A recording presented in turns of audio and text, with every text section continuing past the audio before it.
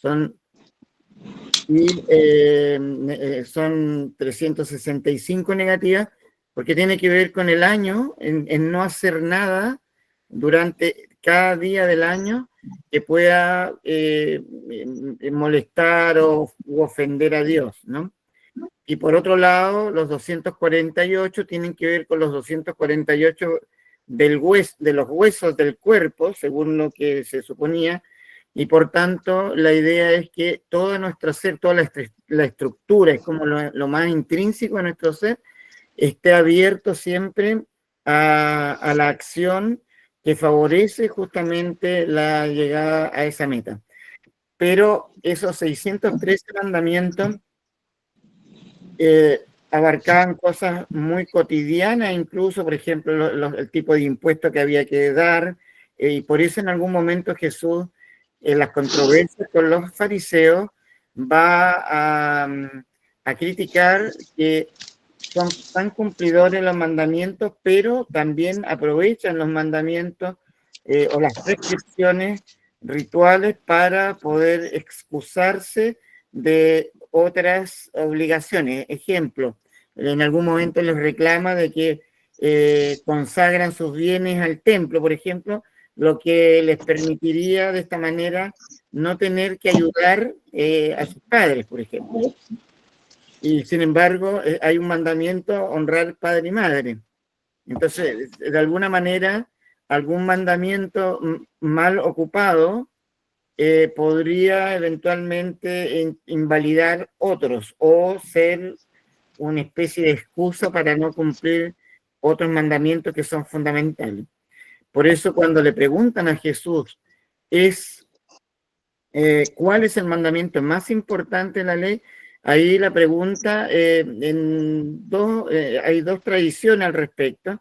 Una en que viene una pregunta bien intencionada, realmente la persona quiere saber de boca de Jesús cuál es el mandamiento que es más importante. Mientras que en otro pasaje aparece como más bien una prueba, es como una trampa que le ponen a Jesús, porque de los 613 mandamientos, claro, podría, si él no los manejara, ahí estaría, en eso consistiría la trampa, si él no manejaba bien el concepto de los 613 mandamientos, probablemente podría él elegir, entre comillas, uno que invalidara a los otros.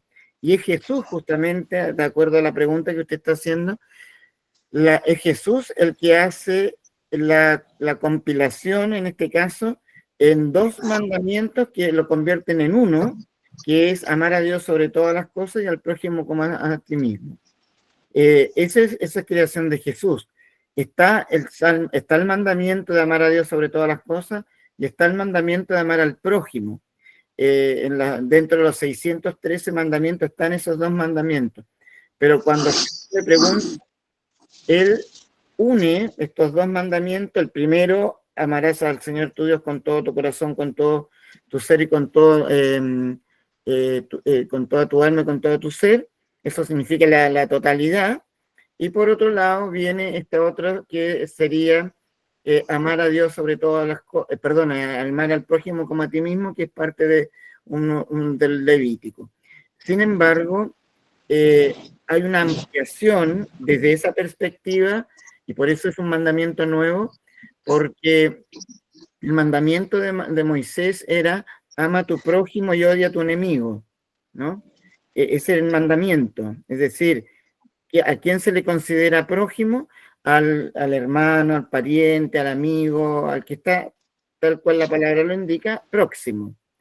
Sin embargo, Jesús lo amplía a un punto en el que el prójimo es toda persona que es fuera de mí. Ese es un prójimo, y por tanto todos, incluyendo los enemigos, deben ser amados. Esa es Gracias.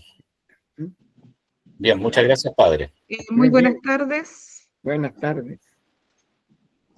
Muy buenas tardes, padre, y a todos los alumnos y alumnas. ¿Cómo estás? Estamos en la hora para comenzar. Sí. Hoy día Jorge va a entrar más tardecito, así es que aquí estaremos igual animando y midiendo todo lo que son los tiempos. Recordar que anotar su asistencia a los alumnos, poder apagar sus micrófonos para poder comenzar puntualmente. Nuestro hermano Carlos Rojo. Hola, padre, buenas noches. Hola, buenas noches. Nuestro hermano Carlos Rojo nos va a animar hoy día en la oración. Buenas tardes a todos, buenas tardes, padre. Lo vamos a encomendar a Dios, nuestro Padre. Lo hacemos en el nombre del Padre, del Hijo y del Espíritu Santo. Amén. Voy a leer una alabanza a Dios Altísimo en esta tarde para agradecerle todo lo que hemos aprendido del tiempo de que empezamos hasta ahora. Pienso que lo hemos enriquecido mucho con este curso y que yo creo que siempre vamos a estar agradecidos de este momento que estamos viviendo todos. Todos lo hemos engrandecido, todos hemos aprendido y todos hemos aprendido a ser instrumentos de entregar este mensaje a los demás. Por eso en esta tarde les digo, tú eres santo, Señor, Dios único que haces maravillas. Tú eres fuerte y grande. Tú eres el Altísimo y Rey Todopoderoso. Tú, Padre Santo, Rey del cielo y de la tierra. Tú eres trino y uno. Tú eres el bien, todo bien y bien total. Señor Dios.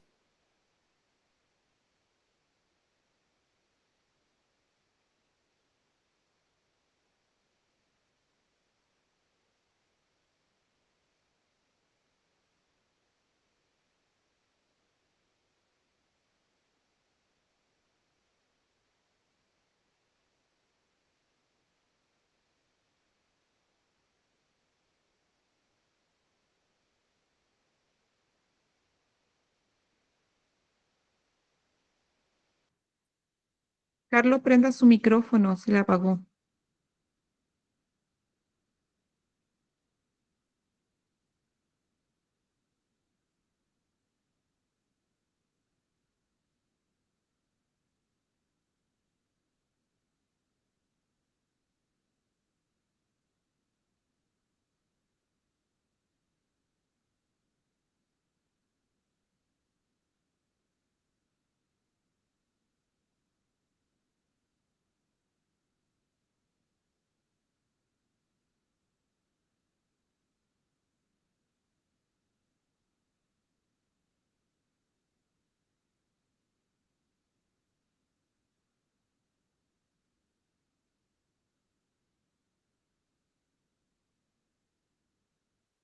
Ya. Carlos me parece que dice que no puede, no sé qué pasó ahí con el micrófono. Bueno, hasta lo que escuchamos, muy hermosa la oración que nos estaba invitando a orar y para que el Señor nos pueda acompañar, iluminar en esta noche y que le siga dando la sabiduría al Padre Cristian para poder irnos formando en el camino del Señor y en el camino de la Santa Biblia. En nombre del Padre, del Hijo, del Espíritu Santo. Amén. Amén. Amén. Ya, Padre, todo suyo micrófono. Hay una persona, disculpe, hay una persona que Ana María Barrios se puso como compartiendo pantalla para que deje de compartir y así poder compartir yo. Ya. Ana María, ¿cuánto, perdón, Claudio? Ana María Barrios Vergara. Ana María Barrios Vergara, si puede dejar de compartir, seguramente por error lo hizo. La señora Ana María Barrios, por favor, para poder avanzar en nuestra clase. Porque si no, Claudio no puede compartir la clase. Ya, ahí está Claudio. Gracias, señora Ana María. Bien, entonces iniciamos. Ya vamos a la 10ª clase y hoy tocamos la unidad externa. Podemos pasar a las preguntas porque tengo la impresión de que ahí se produjo un lapso. A ver, Está todavía la señora Ana María compartiendo, no veo nada. Todavía sigue ella compartiendo, por favor. No se ve, por favor. ¿Está listo? Está listo, puede que sea su señal. Se puede salir y se conecta de nuevo y ahí se reinicia. Ya. ¿Puedes Ya, padre, pasarme que dile. sí? Disculpe, Eso, padre, se escucha mucho eco. tiene que apagarnos el micrófono para que no se Se escuche el escucha eco. bien, así que cuando les pase ese pueden salir y entrar nuevamente. Generalmente es su Ya. señal. Claro, mire, aquí tuvimos un lapsus, es decir, el lapsus lo tuve yo, en verdad. La primera parte donde dice la Biblia, eso está correcto. La primera pregunta, ¿qué sabemos de la Biblia? Está correcto. Y de ahí algo pasó, no sé dónde lo escribí, pero la cuestión que continué con lo que era la primera, que esa siempre es la base, ¿ya? Así que nos vamos a quedar con esta primera. La Biblia es el libro más leído, traducido a todos los idiomas. Lo que permite leer los libros completos es la unidad interna, que en el Antiguo Testamento son 4 temas fundamentales que los vimos la semana pasada, ¿se acuerdan? Elección, promesa, alianza y ley. Y la unidad externa, que se la da, entre otros elementos, la redacción final, los géneros, formas literarias, las colecciones temáticas. Entonces, aquí es donde vino el lapso, porque ¿qué sabemos de la Biblia? Y ahí la primera estuvo bien. ¿Qué nos enseña el magisterio en la iglesia acerca de la unidad externa? Y de ahí algo pasó, ¿me entiendes? Porque todas esas preguntas de las 2 a las 7 corresponde a la primera parte. Cuando se pregunta por el término Biblia, cuántos libros son, cómo está dividida, etc. Entonces, por ahora nos quedaríamos con la primera pregunta que nos enseña el magisterio de la iglesia acerca de la unidad externa. Entonces, para iniciar, porque podríamos decir, por ejemplo, a qué se trata cuando hablamos de unidad. Cuando nosotros abordamos la Biblia, tal cual como Biblia, decimos la Biblia, lo decimos incluso en singular, aunque sabemos que el término Biblia es un término plural que significa los libros en griego, y que son 73 libros, efectivamente. No obstante, esos 73 libros están en armonía, y el Antiguo Testamento, el Nuevo Testamento, según sus diversas divisiones, nosotros podemos entrar en una dinámica armónica de leer, por ejemplo, leo el Pentateuco, entonces con 5 libros, leo los libros históricos con tanto, leo los profetas con tantos libros, etc. Y luego, cuando yo abordo un texto en particular, por ejemplo, el Génesis, el Pentateuco o cualquiera de los libros de la Biblia, yo tengo la experiencia, todos lo hacemos así cuando leemos, tenemos la experiencia de tener un libro completo, con un inicio, con un desarrollo y con un final, que luego además está bien ordenado en nuestras ediciones actuales, porque tienen algún título. Ya vimos cómo se dio la división entre capítulos y versículos. Todo esto conforma un libro completo. No obstante, la realidad de la escritura de los libros es que la mayoría de los libros, principalmente del Antiguo Testamento, son muy fragmentarios. E incluso hay libros en los cuales hay tradiciones, más de una tradición, y que son en tiempos y circunstancias históricas bastante diversas. Por ejemplo, el Génesis, o el Pentateuco en general, pero el Génesis o cualquiera de los libros del Pentateuco, por lo menos cuentan con 4 tradiciones distintas. Me está llamando. Espérense un segundo.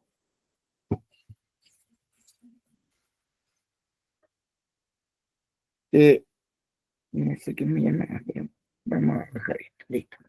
Entonces, a ver, volvemos al tema. Al contar con 4 tradiciones distintas, podemos incluso hasta determinar algunos elementos como una tradición, la llamada Yavista, es del siglo X, es decir, de la época de David. Otra que conocemos como eloísta es del siglo VII, VIII. Otra que conocemos como sacerdotal es terminando el siglo VI, y así. Y sin embargo, cuando uno lee el Génesis, va a leerlo como un solo texto. ¿Qué es lo que hace entonces que nos ayude a comprender eso? Uno, decíamos la semana pasada, la unidad interna. 4 temas fundamentales que van a ser como la columna del Antiguo Testamento principalmente, y que luego se van a verificar en el cumplimiento en el Nuevo Testamento. Esos temas eran la elección, la promesa, la alianza y la ley.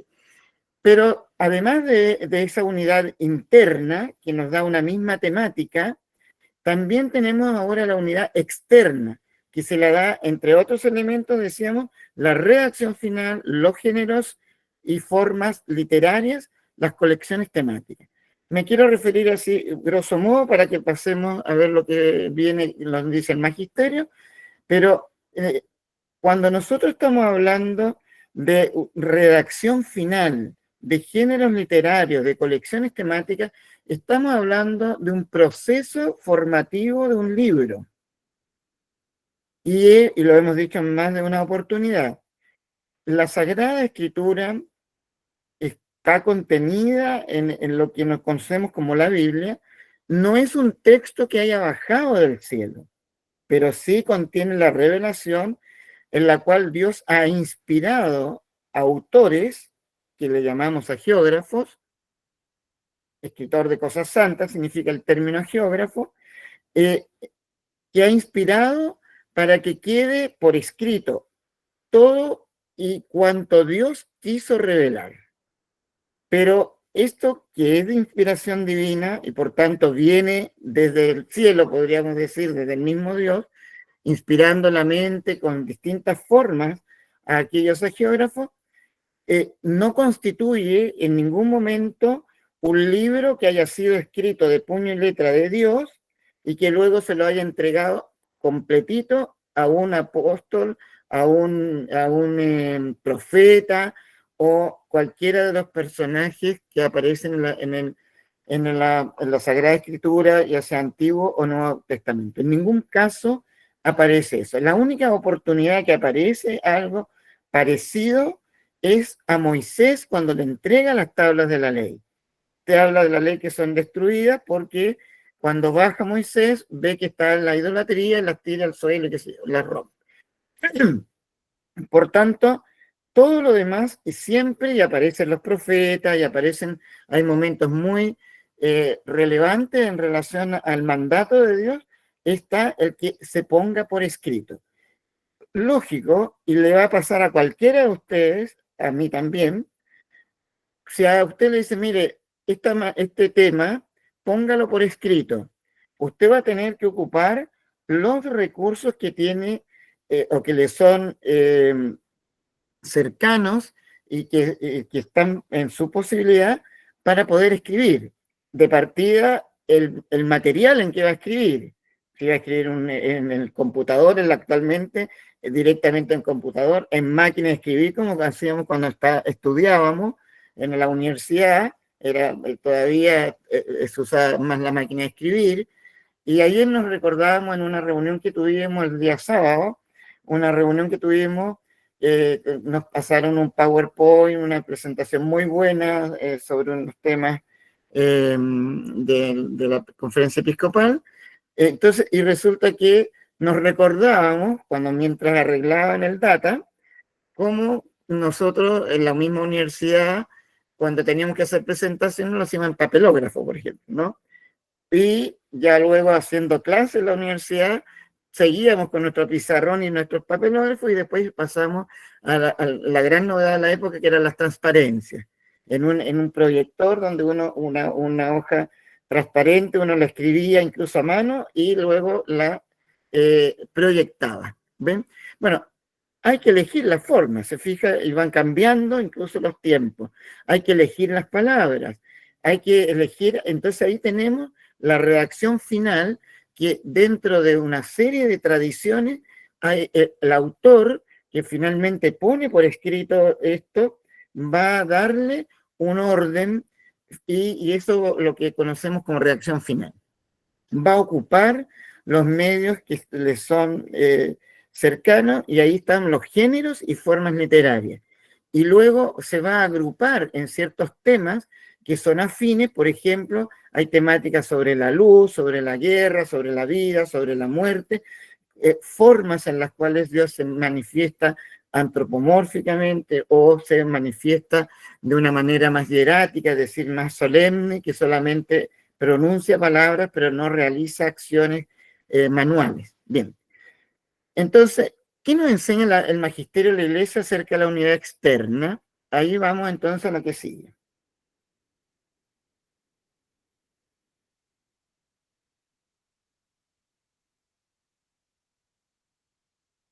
En Dei Verbum 12, recordemos, y qué bueno que varios ya están familiarizándose, hay mucho magisterio en la Iglesia al respecto, pero para nosotros creo que hemos hecho una excelente opción, porque además es una constitución dogmática sobre la divina revelación, y ahí entonces estamos abordando Dei Verbum en muchos momentos.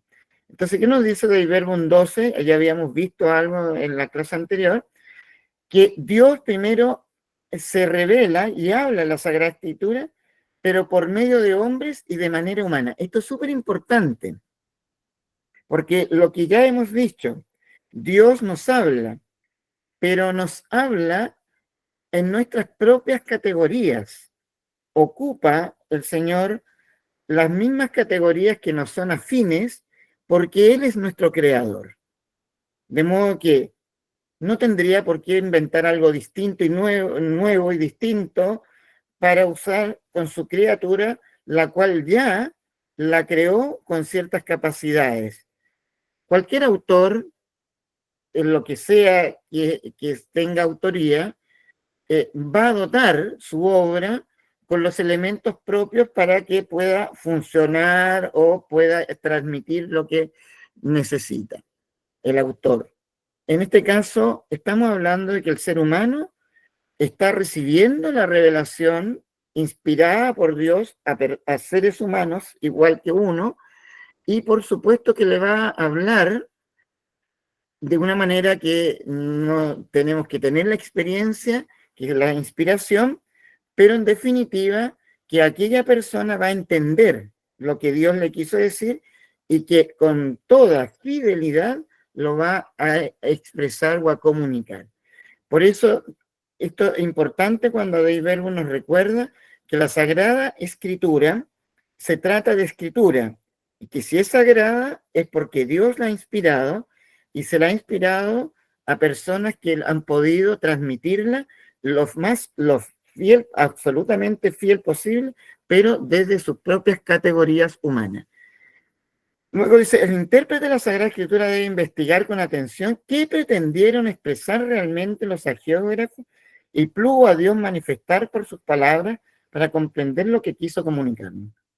Aquí estamos frente al hecho de que precisamente si estamos hablando de seres humanos, personas con una historia, con una condición en ese momento anímica, psicológica, es decir, hay una serie de factores que van a influir, pone por escrito, y esa escritura, él entiende lo que está escribiendo, pero no tiene es decir, el autor no tiene el conocimiento total de qué es lo que el Señor finalmente va a revelar. Me explico. Cuando, por ejemplo, uno lee los textos de los profetas y leemos a un profeta Isaías, por ejemplo, anunciando al Emmanuel. La doncella está encinta y va a dar, y de él van a ser justamente este que va a ser el príncipe de la paz. Todas estas palabras hermosas que va a ser el Dios con nosotros, es decir, ese nombre será Emmanuel, Dios con nosotros. Claramente nosotros entendemos que está hablando de Jesucristo. Pero la pregunta, ¿el profeta Isaías supo que estaba hablando de Jesucristo? Y la respuesta probablemente es no, no supo.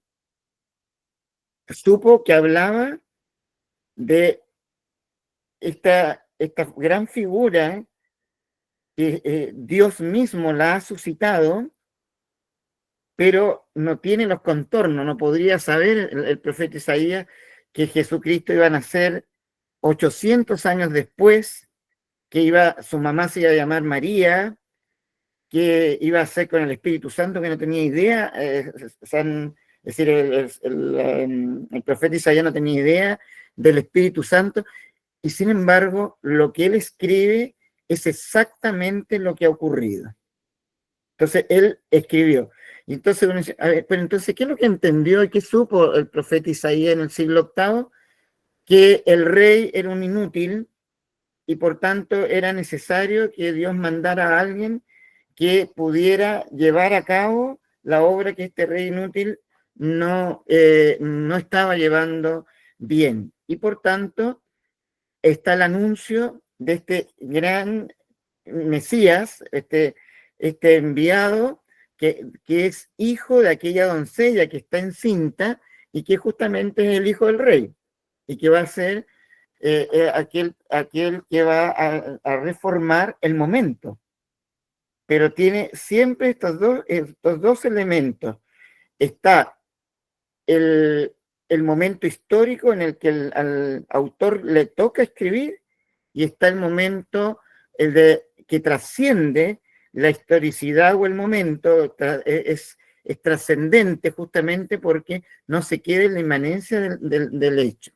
Ahí entonces es necesario ver el agiógrafo qué quiso expresar en el momento, y en eso que expresó, qué eran las palabras de Dios, qué es lo que quería hacernos comprender a nosotros en la actualidad. Seguimos, por favor. Aquí entonces entramos en los géneros literarios. Para descubrir la intención de los agiógrafos, hay que atender a los géneros literarios. Ahí nos sigue diciendo Dave Bergman, porque la verdad se propone y se expresa de una manera o de otra en los textos de diverso modo histórico, proféticos, poéticos o en otras formas de hablar. Y así entonces hay que atender. ¿Se acuerdan? En algún momento al principio hablamos en algún momento, por ejemplo, sobre los textos que están principalmente en el Génesis, del capítulo 1 al capítulo 11, está en un lenguaje mitopoyético. Eso es una forma de literatura que toma las leyendas o toma las distintas visiones cosmológicas de la época, son mucho más antiguas. Por ejemplo, toma el texto de Gilgamesh, el Enuma Elish, que son por lo menos 700 años, 800 años antes del Génesis. Y sin embargo, es capaz de tomar este texto, de ocupar ese lenguaje, y hace teología porque hace comprender lo que Dios nos quiere hablar. Y cuando nosotros leemos el Génesis, no estamos leyendo ni el Gilgamesh, ni estamos leyendo el Enuma Elish, sino lo que estamos leyendo es la palabra de Dios que se ha manifestado en los inicios. Y es así. Entonces, por eso es importante considerar esas palabras que nos dicen, tienen un significado mayor de lo que en el momento, a lo mejor, incluso para el autor, significaba. Sigamos, por favor.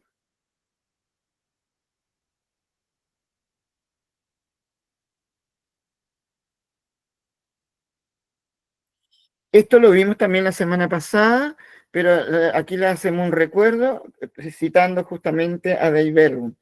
La exégesis y la hermenéutica, que son disciplinas en lo que es la ciencia bíblica, que nos ayuda a comprender la exégesis como estudio e interpretación. La palabra exégesis justamente tiene que ver con explicar los géneros literarios para comprender el sentido original del texto y quienes la practican se llaman exégetas.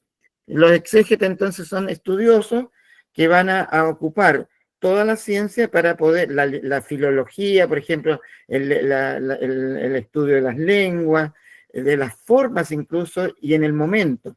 Hay palabras, por ejemplo, que perfectamente pueden significar algo o tener un significado mucho más incisivo en un periodo y en otro a lo mejor significar algo incluso completamente distinto.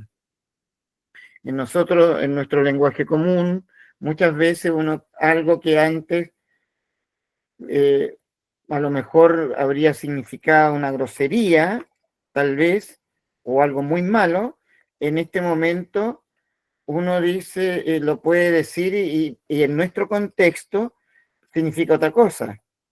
O sea, lo pasé chancho, dice uno, ¿qué significa eso? ¿Qué significa pasar chancho? O sea, un chancho es un animal.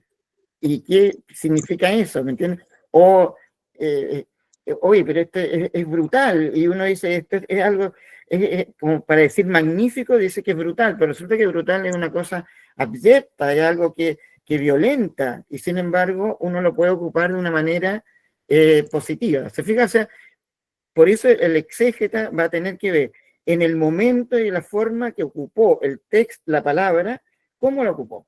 La hermenéutica, por el contrario, lo que hace, o sea, más complementa, porque lo que hace es interpretar el contexto general. Es absolutamente unida la hermenéutica con la exégesis, porque justamente la hermenéutica va a proporcionar ese marco teórico, metodológico para la exégesis. Nos va a ayudar a comprender. ¿Qué es lo que nos dice Dei Verbum?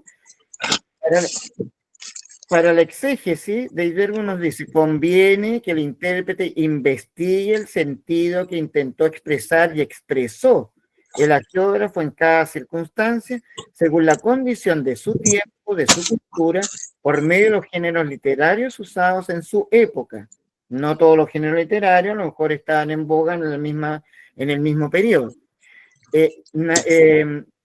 Formas nativas de pensar, de hablar o de narrar vigentes en los tiempos del hagiógrafo, como las que en aquella época solían usarse en el trato mutuo de los hombres.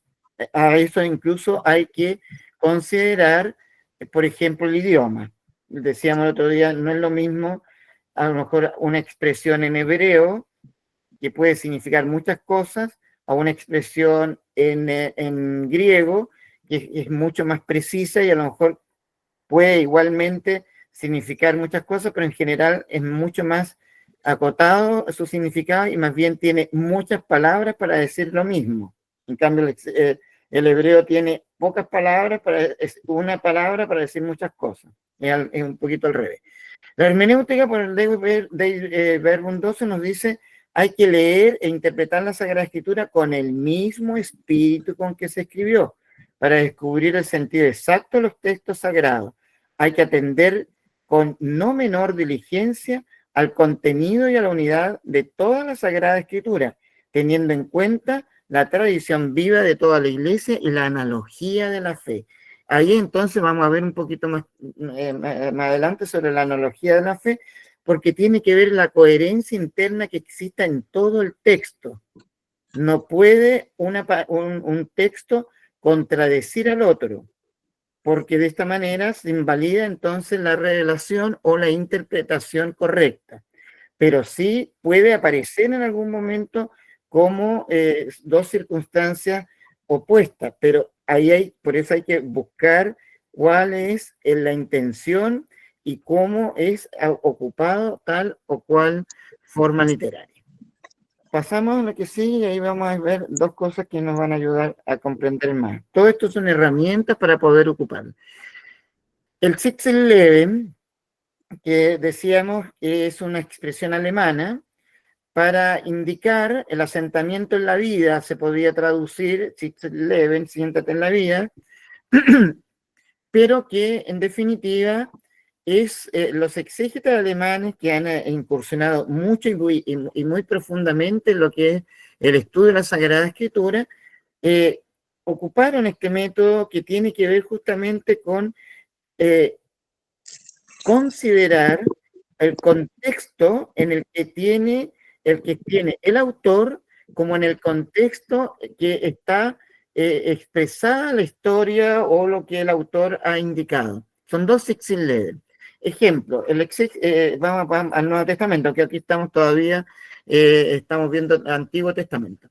Pero el Sixth-Eleven de Jesús, por decirlo así, si vamos al Nuevo Testamento, el Sixth-Eleven de Jesús va a ser entre los años 0 y 33, que es un periodo en el que gobierna Augusto en el Imperio Romano, y que Herodes, está el Herodes hijo y el Herodes padre, están como tetrarca, es decir, hay una división, etc. Ese es el contexto histórico bajo una dominación romana que ya a la época de Jesús llega, son el 63 antes de Cristo, o sea, por lo menos, o sea, lleva ya ciento y tantos años antes de Cristo, y que se va a prolongar otros 100 años más. Entonces, ese es el contexto en el idioma que Jesús habla, arameo, la circunstancia en la que le toca todavía a unos 40 años antes de que sea destruido Jerusalén. Ese es el Sixth-Eleven de Jesús.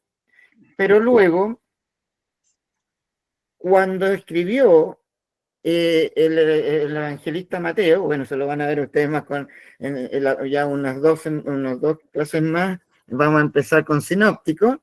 El evangelista, cuando escribe ese Sixth-Eleven de Jesús, también hay que considerar en qué momento aquel evangelista está viviendo.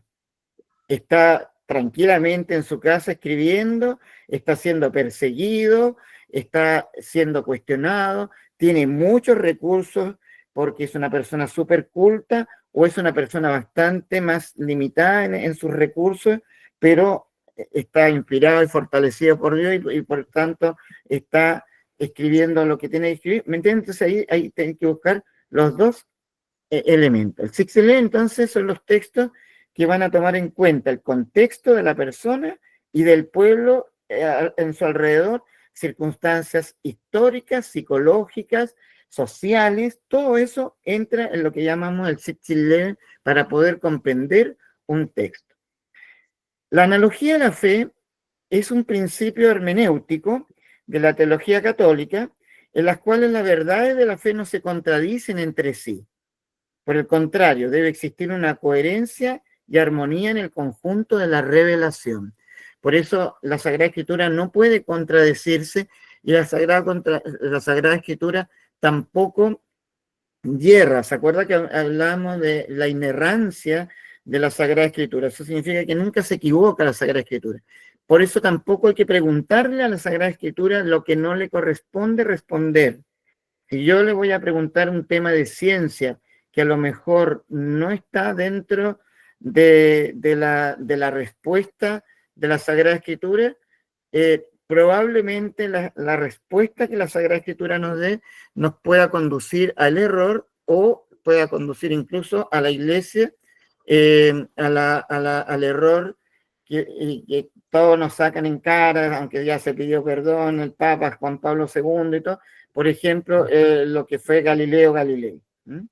Galileo Galilei es un argumento que ocupa mucho nuestros hermanos protestantes, como para indicar ustedes, la Iglesia se equivocó en la interpretación, y Galileo, sí, está bien, se equivocó, y enmendó su camino, y seguimos adelante.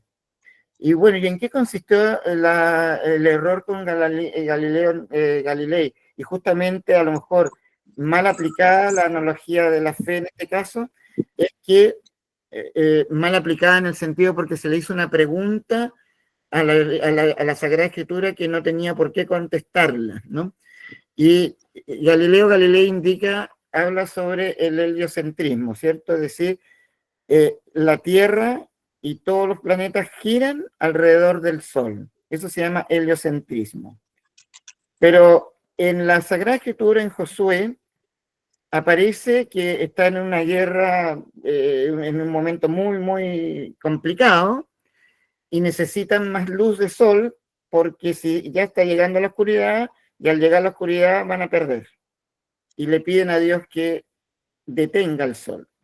Y Dios detuvo el sol. Y ese día fue un día 24 horas prácticamente de sol. Este texto fue interpretado entonces cuando Galileo dice, sabe que el sol no se pudo detener porque somos nosotros los que giramos alrededor del sol y no al revés. Ahí donde viene entonces, la escritura dice que el sol es el que está girando, entonces ahí la escritura es la que dice la verdad, por tanto, usted se está equivocando. Y finalmente tuvo que reconocer que se había equivocado, aunque no se había equivocado, ¿no? Y ahí es donde la famosa frase que se dice, perpulso y mueve, ¿cierto? Es decir, finalmente, según dice, salió cuando ya había dicho, sí, yo me equivoqué, el sol es el que gira alrededor de la Tierra, pero en definitiva sale y le dice, no, como que le gritó así, no, la Tierra se mueve. No, no es verdad eso, porque hubiera sido así, lo habrían tomado personas nuevas. Entonces, bueno, pero el tema yo le indico, ahora, hay verdad en lo que está, en lo que dice Josué, según los estudios que existen astronómicos, sí, en un tiempo y que casi coincide con la época de Josué, sí se registra un día completo, un eclipse al revés, en vez de oscurecerse el sol, estuvo un día completo, y eso es científicamente probado, ¿eh? Pero no es el tema, porque la Biblia no pretendía indicar ese tipo de datos. No sé si espero haberme explicado al respecto, porque siempre estos temas son medio complejos, pero en definitiva la analogía de la fe siempre nos va a indicar de que debe haber una coherencia interna y externa en relación a lo que la Sagrada Escritura a nosotros nos ha revelado. Para que esto dice, toca a los exégetas esforzarse según esta regla por entender y exponer más a fondo el sentido de la Sagrada Escritura para que como un estudio previo vaya madurando el juicio de la Iglesia. Ve, ahí es donde justamente con estos estudios los exégetas ayudan justamente a comprender mejor lo que la Sagrada Escritura indica y de lo que le toca responder o lo que simplemente no le toca responder. Pasemos a lo que sigue, ahí ya entramos en temas, los géneros literarios. Cuando hablamos de género literario, volvemos a indicar la palabra, la Sagrada Escritura no se equivoca, la Sagrada Escritura nunca hierra, por tanto es inerrable, inefable también, pero infalible, nunca se va a equivocar, pero sí es escritura humana a un modo humano, de modo que necesita recursos que le ayuden a expresar aquello que el autor sagrado ha recibido. ¿Qué es lo que son los géneros literarios? El concepto de literatura primero estamos en literatura, gramática y retórica, estamos con ciertos conceptos que nos pueden ayudar a comprender cuando estamos hablando de que el libro es un libro. Por tanto, está escrito en un idioma y con ciertas formas. La palabra literatura deriva del latín, que significa litera y que significa letra. Por lo tanto, está relacionado con el arte de escribir. Para esta actividad debemos usar dos herramientas, la gramática y la retórica. La gramática, aquí hay profesores, así que obvio que simplemente estamos repasando para que todos podamos hablar el mismo lenguaje. La gramática es el estudio de las reglas y principios que gobiernan el uso de las lenguas y la organización de las palabras dentro de una oración. Eso es el concepto básico.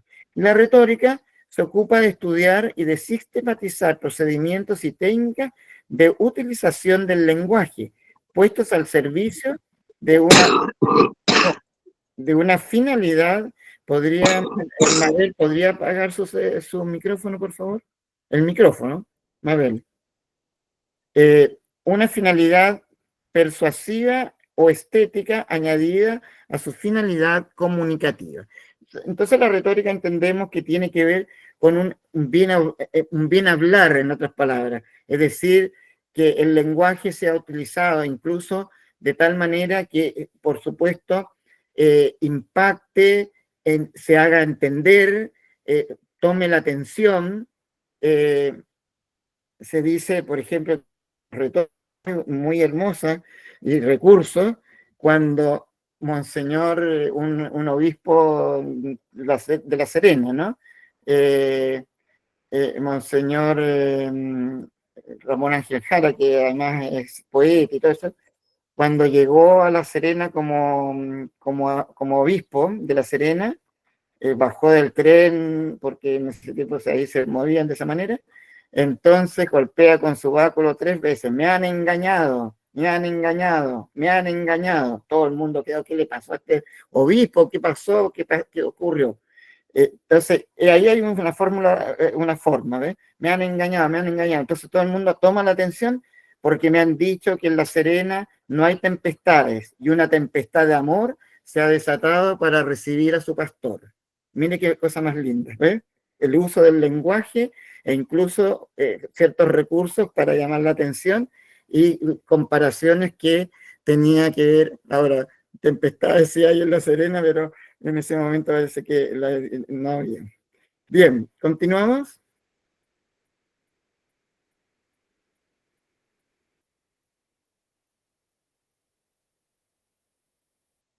Bien, los géneros literarios entonces son formas distintas de contar una misma cosa, y estas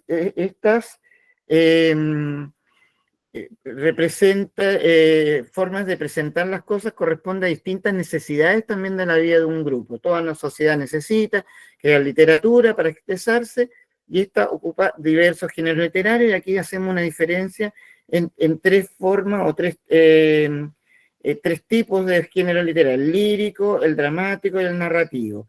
Que el lírico, el hablante lírico, el dramático, el acotador, el que va, y el narrativo. Bueno, estas 3 formas efectivamente las podemos ir descubriendo, no necesariamente un texto puro lírico, puro dramático, puro narrativo, sino que también se van entremezclando según las necesidades.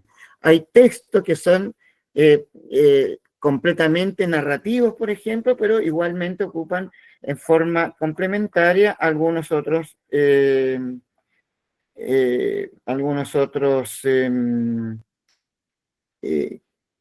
recursos. Y que aquí me está avisando en mi computador que se activó el ahorro de energía. Parece que me queda poco, espero que no se me vaya a apagar. Bien, sigamos con el que sigue. Nos quedan todavía algunas más.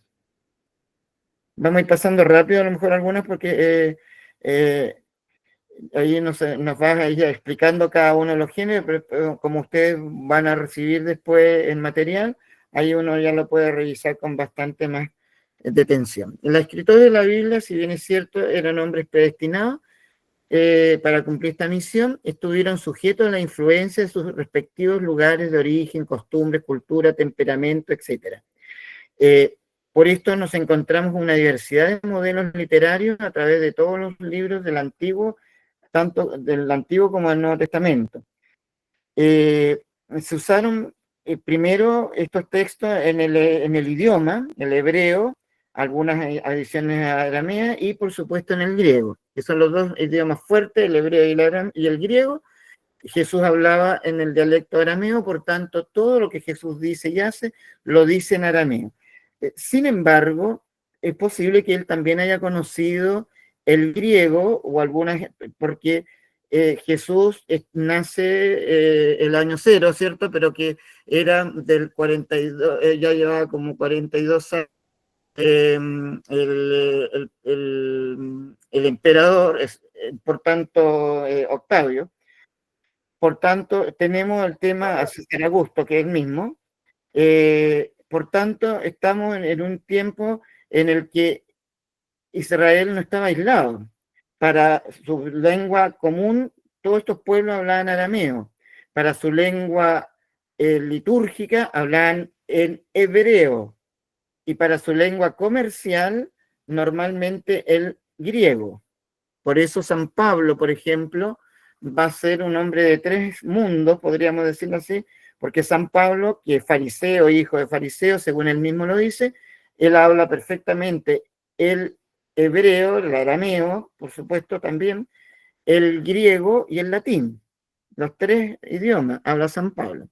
Por tanto, en la Sagrada Escritura aparecen también estas circunstancias y sus formas de ser para poder expresar, de acuerdo a sus estructuras gramaticales, lo que Dios le ha querido entregar. Los géneros utilizados en el Antiguo Testamento van a comprobar justamente este deseo de comunicación, y volvemos al tema de que cuando nosotros estamos abordando la Sagrada Escritura, estamos escuchando y leyendo palabra de Dios. Es exactamente lo que Dios nos quiere decir. Pero si ocupa una figura, no necesariamente, y ahí donde entran las controversias con ciertas corrientes o diversas corrientes, en la cual de repente se quiere pensar de que es literal la Biblia, y si la Biblia dice que el mundo fue hecho en 6 días, son 6 días, y no ni uno más ni uno menos. 6 días más uno que el descanso, ¿cierto? 7 días. Pero resulta que la historia nos indica que pareciera que... entonces ahí empiezan a ver 6 días, ¿será que un día significará 1000 años? No es eso. En definitiva, lo que la Biblia nos quiere decir ahí, que Dios es el creador, que ha creado de la nada, y que es el mismo que conserva su creación, y que le ha dado un destino. Eso no importa. Ahora, si lo creó en un día o lo creó en 6, porque si uno piensa, el segundo texto de la creación es un día. El primer texto de la creación son 6 días. ¿Quién se equivoca uno del otro? No, ninguno de los dos se equivoca, porque los dos hablan de lo mismo. Dios es el creador. Bien, pasemos al que sigue. ¿Qué nos dice el Concilio Vaticano? En el Dei Verbum 3, en el capítulo 3, en el número 12, volvemos, la distinción que hay que hacer en el texto que habíamos visto para poder indagar más profundamente en lo que el autor quiso decir en el tiempo y su cultura. Cuando hablamos de cultura, obvio que no estamos hablando solamente de conocimiento, una persona sabe mucho de arte, de esto, no. Estamos hablando de ese contexto cultural que va a formar también a la persona, de tal manera de que va a tener ciertos intereses también para comunicarlo, ciertos signos o formas en las cuales sabe perfectamente que lo que está diciendo lo va a decir de manera que todo el mundo pueda comprenderlo, ¿no? En algún momento podríamos tratar algunos casos, por ejemplo, de ciertas indicaciones que a veces se dan en la Sagrada Escritura y que pareciera como que son una invitación a algo distinto. Ejemplo, poner la otra mejilla. Poner la otra mejilla, que Jesús es el que nos enseña eso, por supuesto, muchas veces pareciera ser sumiso y ser de esta manera una sumisión, incluso con la violencia y con la injusticia, ¿no? Ser sumiso a la injusticia. Eso pareciera el poner la otra mejilla. Sin embargo, la verdad es que el contexto es bastante distinto y hay que considerar y qué se consideraba en ese momento cuando se habla de poner la otra mejilla. Poner la otra mejilla, lo que Jesús nos está indicando es justamente igualarse con el agresor, igualarse en dignidad con el agresor. Eso significa poner la otra mejilla. No es ponerse sumiso para que haga lo que quiera el otro con uno. Es igualarse con el agresor. ¿Por qué? Porque en el momento que a uno lo daban, si te golpean, en el lado derecho, me parece que lo dice ahí, a ver, no, en el izquierdo. Si te golpean la mejilla izquierda, pone la otra mejilla, que sería la derecha, ¿cierto? ¿Qué significaba esto? Cuando un signo de desprecio, de sumo desprecio, era golpear con el dorso de la mano. Se le da el dorso de la mano, la cachetada. Eso es el sumo desprecio, porque se entiende que al que yo estoy abofeteando de esa manera es un inferior. el golpearlo con la mano para el otro lado significa que es un igual que me puede demandar, ¿entiendes? Me puede demandar porque yo lo he agredido y puede entonces ahí aplicar la ley del talión, ojo por ojo, diente por diente, puede aplicar la ley. No está diciendo Jesús que apliquemos la ley, sino que lo que está, la ley del talión, porque justamente la llama a superar la ley del talión. Y por tanto, dice, si alguien te golpea, entonces ofrecen la otra mejilla, pero para decirle, ya, acepto tu golpe, pero de igual a igual. Yo no soy inferior a ti. Eso es un poco, ¿me entiendes? Cómo cambia la mentalidad respecto a un gesto que uno podría decir, uy, yo pensé, y Jesús lo aplica.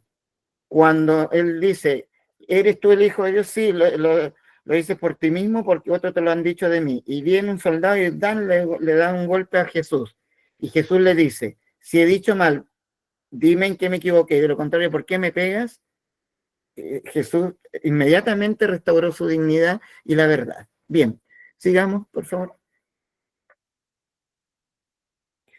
En el texto, bueno, ahí está más bien lo que quiere indicar, que es lo que ya hemos dicho, que la iglesia nos indica de que no viemos el que todo escrito tiene un sentido más profundo, pero que sí tiene formas para poder presentarlo, y eso no podemos ignorarlo, no podemos pasar de la lectura a inmediatamente la interpretación sin haber siquiera haber estudiado cómo fue dicho y por qué fue y en qué contexto fue dicho aquellas palabras.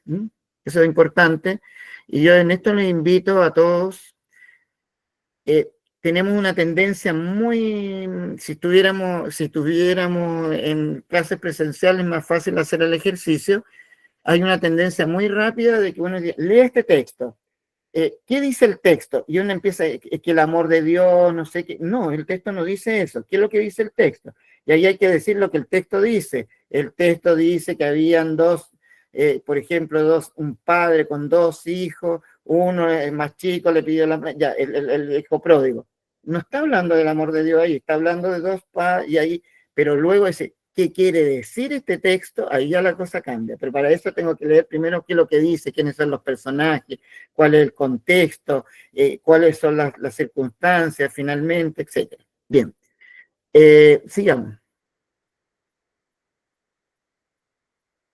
Para conocer la intención del autor hay que investigar las condiciones del tiempo y la cultura del autor. En el Antiguo Testamento nosotros encontramos muchas de estas diferencias porque justamente la historia de Israel está marcada por momentos muy, muy significativos de reunión, de esclavitudes, de separaciones, de exilios. Si uno, es decir, una línea muy, muy, muy concreta y muy rápida, porque no tenemos el tiempo tampoco para hacer esto, pero hacia el año 1800, 1900 antes de Cristo, Abraham sale de su tierra, lo veíamos el otro día en el Génesis 12, 1 al 3, y va a un lugar, camina por todos lados, llega finalmente a lo que va a ser Israel, pero él va en el Sina de Mambré, ese es el lugar, ahí muere, ahí lo entierran. No tiene más que ese punto. La cultura y el lugar está marcado por un periodo nómade, en el que van yendo de un lado para otro y que todavía no se está estableciendo. Si entonces algún texto que esté refiriendo al periodo de Abraham va a considerar esa cultura nómade, donde también va a haber encuentros con otra gente que piensa distinto y va a tener que entrar en luchas, peleas para poder tener esa tierra prometida.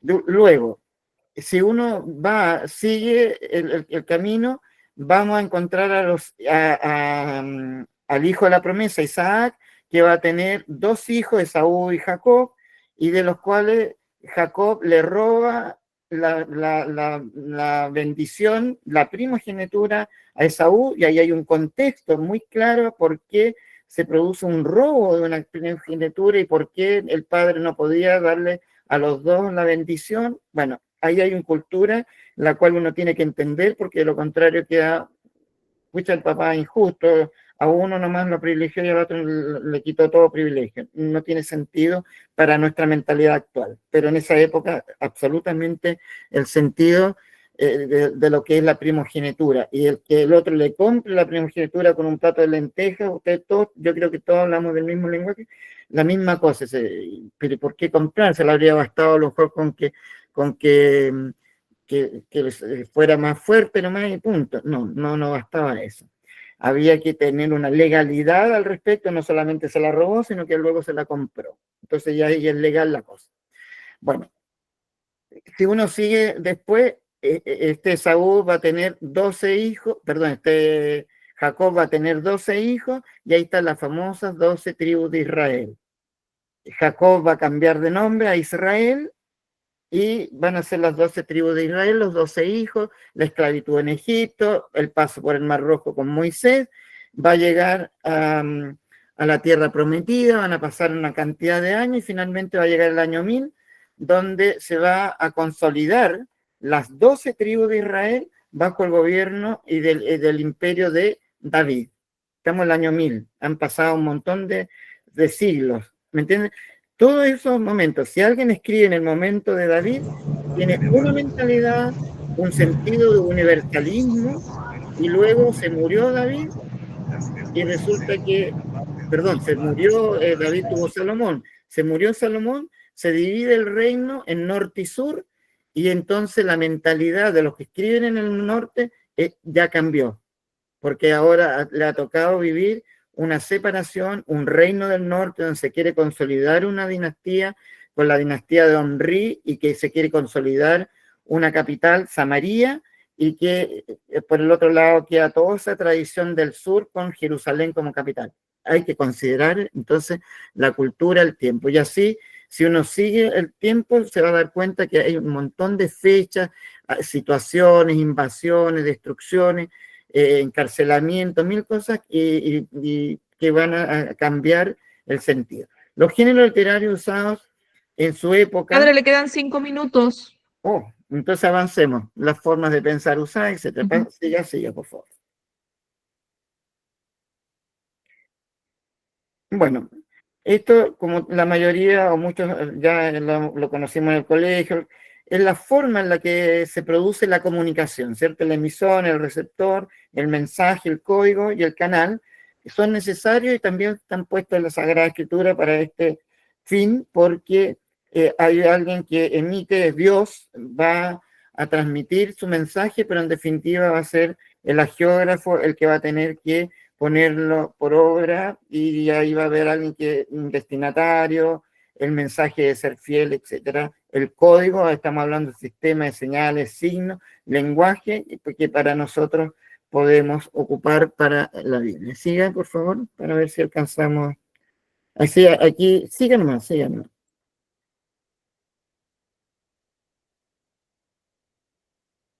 Bueno, mira, esta parte es bastante importante. Ahora me habría gustado terminarla, pero en definitiva, a ver, aquí nos toca a nosotros ir viendo, cuando estamos hablando de género literario, cuando estamos hablando de palabra que no ha bajado del cielo, sino que se ha ido construyendo, es necesario considerar que esos géneros literarios tienen todo este tipo de funciones: la emotiva, la apelativa, la comunicativa, la metalingüística, la fáctica, la poética. Voy a poner una nomás para ver la que sea. Por ejemplo, la fáctica. La fáctica, en la función fáctica, es los inicios y los finales. Por ejemplo, en muchos de los profetas comienza: esto dice el Señor, la fórmula del mensajero. Esto dice el Señor. Y luego termina, esas son las funciones de inicio y de final, cierra la comunicación, oráculo del Señor. Esta función fáctica, nosotros en la Sagrada Escritura la encontramos muchas veces cuando se enuncia que es Dios el que está hablando, y finalmente si Dios quiere poner su firma o quiere definitivamente concluir ese tema para iniciar otro. También lo hace Jesús cuando va a hacer las normativas, por ejemplo, cuando da las bienaventuranzas, y entonces termina diciendo estos discursos, o todo el mundo se maravillaba de estos discursos, porque son formas de terminar. Bueno, esto aplicado a la liturgia actual, nosotros aplicado a la liturgia actual, se suele cometer domingo a domingo ciertos errores litúrgicos en relación a la lectura. Comienza el lector, lectora, la primera lectura, bien, muchas veces empieza primera lectura, no tiene que decir primera lectura porque eso ya lo dijo el guía, y no hay guía no tiene que decir nada, porque ya sabemos que es la primera lectura. Entonces, lectura, entonces se enuncia, lectura de los Hechos de los Apóstoles. En aquellos días, listo, y ahí comienza la lectura. Termina, y aquí es donde se produce el error litúrgico todos los domingos prácticamente. Hermanos y hermanas, lo que yo he leído es la palabra de Dios. No, no se debe hacer eso. ¿Por qué?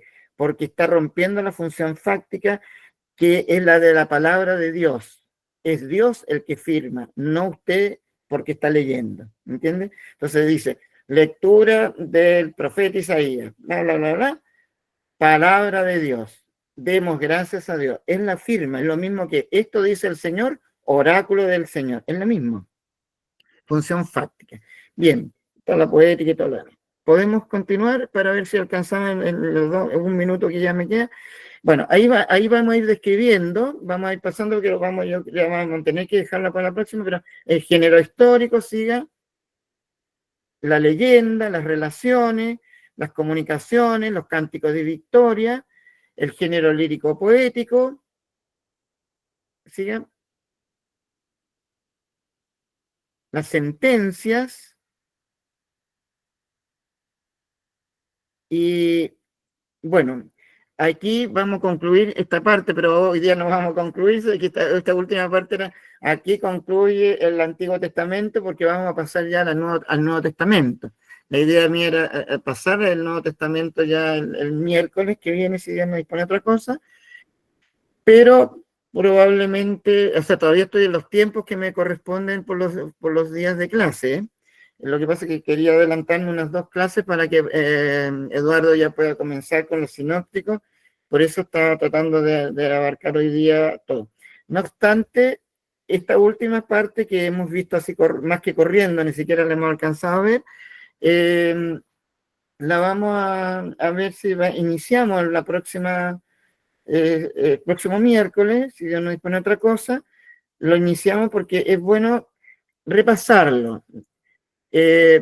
Si se le va a mandar este material para que ustedes lo revisen, lo pasan, y ahí lo vamos repasando, porque para que nosotros vamos viendo también en la lectura, hay ciertos textos que están citados ahí, para que vamos viendo cómo se aplica una sentencia, que no es lo mismo muchas veces una sentencia que a lo mejor un género, cuando estamos hablando del género histórico, narrativo, o cuando estamos hablando en la Sagrada Escritura, sobre todo en el Antiguo Testamento, las bendiciones y las maldiciones, eso es parte de un género literario, o el género literario apocalíptico, que da de tanto para hablar, incluso tantas teorías de extraterrestres, por ejemplo, cuando se analizan, por ejemplo, los textos de Ezequiel, del profeta Ezequiel, que ocupan mucho el género apocalíptico, que